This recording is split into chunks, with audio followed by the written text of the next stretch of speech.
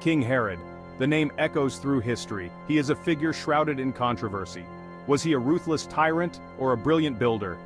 Herod's reign was a time of great progress and terrible violence. He was a complex ruler. We can try to unravel the enigma of his reign. Herod was king of Judea. It was a Roman client state. He ruled from 37 to 4 BC. This was a pivotal time in history. Rome was transforming into an empire. Judea was a small kingdom. It was caught between powerful forces. Herod had to navigate this treacherous political landscape. He did so with cunning and brutality. Herod's story is one of ambition, power, and paranoia. He was a master strategist. He was also a ruthless killer. He eliminated his rivals. He even killed members of his own family. His actions earned him the title Herod the Great. But was he great, or was he a monster? Herod's legacy is complex. He left behind a mixed bag of achievements and atrocities. He was a tyrant, yet he brought stability and prosperity to Judea. He was hated by many. He was also respected for his accomplishments. Who was the real King Herod? Let's delve into his world and find out. Herod's rise to power was as unlikely as it was dramatic. He was not a born Jew. His father was Edomian. His mother was Arabian. This made him an outsider. He was considered half Jewish by the people he would rule. His father, Antipater, was a shrewd politician. He had gained influence with the Romans. Antipater skillfully maneuvered his son into a position of power. Herod became governor of Galilee. He was just 25 years old. Judea was in turmoil. The Romans had deposed the Hasmonean dynasty. The rightful Jewish king was a young boy named Antigonus. Herod saw an opportunity. He allied himself with Rome. He promised to secure Judea for the Roman Empire. Herod launched a military campaign. He was aided by the Roman legions. He besieged Jerusalem. The city fell after a brutal siege. Herod, the outsider, had become king of Judea. He would rule with an iron fist for the next 3 decades. Herod inherited a kingdom in disarray. Judea was politically unstable. It was economically weak.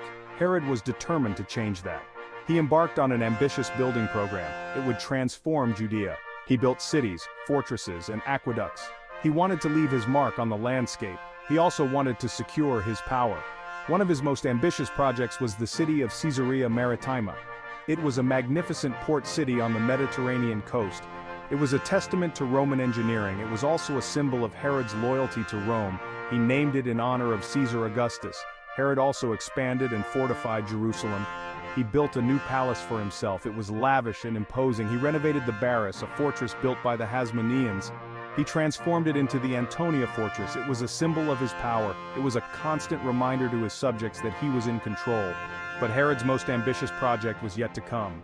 He would undertake a task that would forever etch his name in history. He would rebuild the Second Temple. It would be his crowning achievement. It would also be a source of great controversy. The Second Temple was the center of Jewish religious life. It had fallen into disrepair. Herod decided to rebuild it. It was a massive undertaking. He used massive stones, some weighing over 400 tons. These stones were quarried and transported with great effort. They were lifted into place with incredible precision. The temple itself was a marvel of architecture. It was adorned with gold, silver, and precious stones. It was one of the most magnificent structures in the ancient world. It was a source of immense pride for Herod. He hoped it would appease the Jewish people who resented his rule. Section 5. A Reign of Terror. Herod's reign was marked by both grandeur and brutality. He was a paranoid ruler. He saw enemies everywhere. He trusted no one, not even his own family. He had several of his wives and sons killed. He believed they were plotting against him. Herod was obsessed with power. He would stop at nothing to eliminate his rivals. He used secret police and informants. He silenced any opposition. He ruled through fear and intimidation. His fear and paranoia grew worse as he got older. He became increasingly cruel. He ordered mass executions. He imprisoned and tortured anyone he suspected of disloyalty. One of the most horrific examples of Herod's brutality was the Massacre of the Innocents. This event is described in the Gospel of Matthew. It tells of Herod's order to kill all male infants in Bethlehem. He had heard a prophecy. It said a new king of the Jews had been born there. He saw this child as a threat to his throne. This act of barbarity has come to symbolize the darkest aspects of Herod's reign. Section 6. The Massacre of the Innocents. The Massacre of the Innocents is a chilling tale of power, paranoia, and unspeakable cruelty. According to the Gospel of Matthew, wise men from the east arrived in Jerusalem following a star. Herod was troubled by this news and saw the newborn child as a rival. He cunningly asked the wise men to find the child, pretending he wanted to worship him. The wise men found Jesus in Bethlehem and presented him with gifts. Warned in a dream, they departed by another route. Furious, Herod ordered the execution of all male children in Bethlehem. The Gospel of Matthew describes the horror and the cries of mourning mothers. Section 7. Paranoia and Power. Herod's ruthlessness and paranoia ultimately consumed him. He lived in constant fear of assassination. He surrounded himself with bodyguards. He trusted no one. He had elaborate security measures in place. He even had his food tasted before he ate it. He was terrified of being poisoned. His paranoia extended to his own family. He suspected them of plotting against him. He had many of them killed. His cruelty was legendary. He enjoyed inflicting pain on his enemies. He would have them tortured and executed in gruesome ways. In his later years, Herod's health deteriorated. He suffered from a painful and debilitating illness. Some historians believe he had a form of kidney disease. This only intensified his paranoia and cruelty. Herod's reign of terror finally ended with his death in 4 BC. He was 70 years old. He had ruled Judea for 33 years. His death was met with mixed emotions. Some mourned his passing, others celebrated the end of his tyranny. Section 8. Death of a King. Herod's death was as dramatic as his life. He died in Jericho. He had been suffering from a prolonged and agonizing illness. The Jewish historian Josephus provides a vivid account of Herod's final days. He describes a ruler consumed by pain and paranoia. According to Josephus, Herod's illness caused terrible suffering. He had ulcers, intestinal problems, and a high fever. He was in constant agony. His mental state deteriorated. He became even more suspicious and cruel. In a final act of tyranny, Herod ordered the execution of his son Antipater. He was accused of plotting against him. Antipater was put to death just 5 days before Herod himself died. Herod's death plunged Judea into chaos. He had divided his kingdom among his remaining sons. This led to power struggles and resentment. His death had left a void. It would have significant consequences for the future of Judea. Section 9. Herod's legacy in stone. Herod's legacy is complex and contradictory. He was a ruthless tyrant. He was also a visionary builder. He left behind a mixed legacy of impressive structures and a blood-soaked reign. His building projects transformed the landscape of Judea.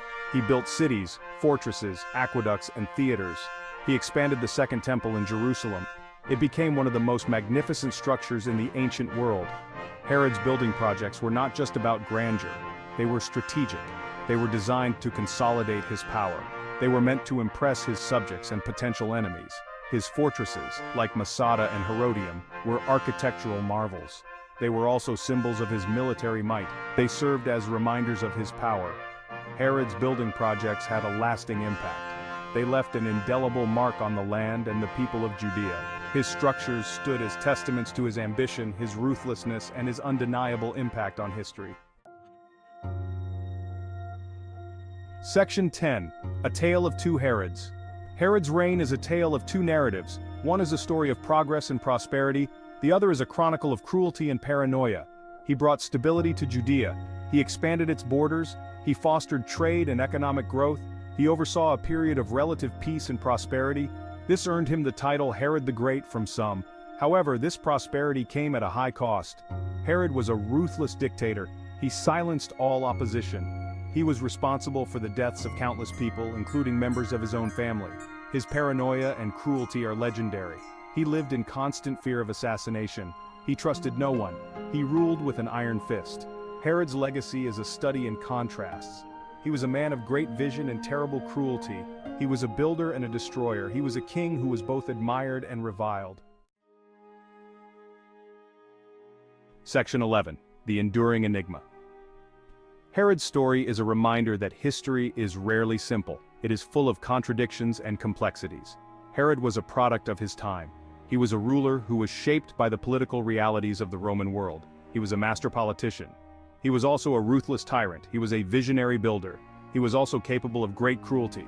Was he a monster? Or was he a pragmatist? Was he a visionary? Or was he a paranoid tyrant? The answer is probably all of the above. Herod was a complex figure. He defied easy categorization. He left a mixed legacy of achievements and atrocities. Herod's story continues to fascinate us. It challenges us to confront the complexities of history. It reminds us that even the most powerful rulers are human. They are capable of both great and terrible things.